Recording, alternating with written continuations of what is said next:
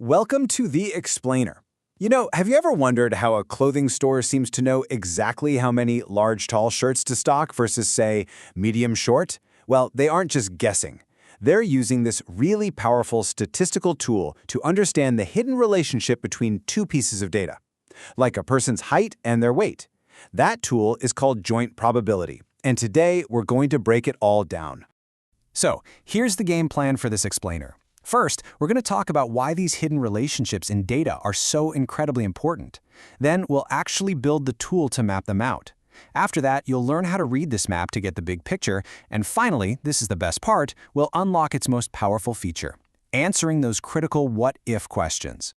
All right, let's dive right in. Imagine you're running a clothing store. You could look at customer height data and see, okay, I sell a lot of tall sizes. And then you could look at weight separately and notice you sell a lot of large sizes. So you stock up on both. But here's the thing, looking at them separately is a huge mistake.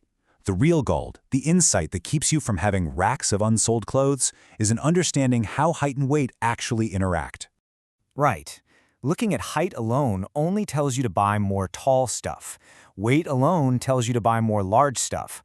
But what you really need to know is, should I stock up on large tall shirts or large short shirts? That's the kind of insight you get from seeing their connection, and that's the question we are going to answer today. So how do we map this out? We are going to build something called a joint probability distribution.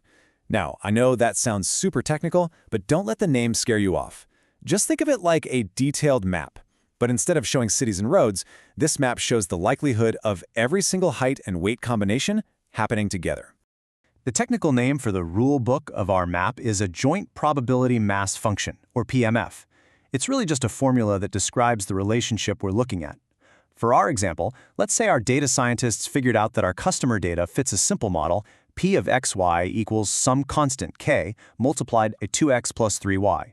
Here, x is going to represent our height categories, and y will be our weight categories. This little formula is our starting point for building the entire map. Okay, so let's start filling this map in. We take our height categories, we'll just call them 0, 1, and 2 to keep it simple, and our weight categories, 1, 2, and 3, and we just start plugging them into our formula. So for example, if we plug in height 0 and weight 1, our formula spits out 3k. If we plug in height 2 and weight 3, we get 13k. We do this for every single cell, and each result represents the initial chance for that specific height and weight combo. So you probably noticed that every single one of these values has this letter k stuck to it. What's that all about? Well, you can think of k as a kind of scaling factor. It's the special key we need to find to make sure our map is mathematically correct and that all our probabilities actually make sense in the real world. So here's the one crucial rule you have to remember. In any probability system, the chances of all possible outcomes have to add up to 100%, or more simply, just 1. So what we do is add up every single value in our table. We set that grand total equal to 1, and then we can solve for our mystery key, k. Okay, let's do the math. When we add up all those k values from our table, we get a grand total of 72k. And we know that total must equal 1. So if 72k equals 1, a little bit of simple algebra tells us that our special key, k, has to be 1 divided by 72. And just like that, we've done it. Our map is officially calibrated. We've unlocked the true probabilities for our data. All right, let's move over to our completed map and see what it can tell us. Now that the inside of the map is all filled out, the very first thing we can do is look at its edges, or what statisticians call the margins. See, by adding up the numbers in each row and each column, we can create these totals right here in the margins. This gives us what's called a marginal distribution. For instance, if you add up that first row, you get 18k. What does that mean? Well, it tells us the overall probability of any customer falling into height category 0, no matter what their weight is. This is that big picture view we mentioned. It's definitely useful, but it's not the whole story. Now we get to the really interesting part. The best thing about this map is its ability to answer what-if questions. This is where we move beyond the big picture and start to zoom in on specific scenarios. And let me tell you, this is where the true power of joint probability lies, for businesses and researchers alike. This is what we call conditional probability, and it's all about context. Let's ask a real business question. If we already know a customer is in our weight category 1, what's the probability they're also in our height category 0? See what we did there? We're not looking at the whole population anymore. We're zooming in on one specific slice of our data to get a much, much sharper insight. Now, the formula for this might look a little intimidating at first glance, but I promise you the idea behind it is actually pretty simple. To find the probability of x, given that y has already happened, we just take the value where x and y meet on our map, and we divide it by the total probability for the thing we already know, which is y. Let's apply this to our map. The first part of our question is, given the person is in weight category, y equals 1.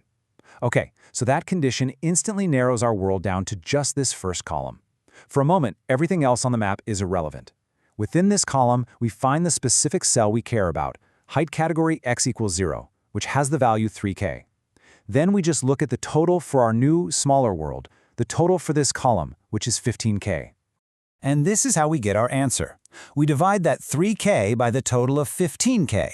The k's just cancel each other out, and we're left with 3 over 15, which simplifies to 1/5. That's a 20% chance. For a retailer, this translates to, hey, if a customer buys our size 1 pants, there's a 20% chance they'll need a size 0 shirt. Now that is an actionable insight you can use to manage your inventory. So what's the big takeaway here? We've gone from a simple formula to a seriously powerful predictive tool.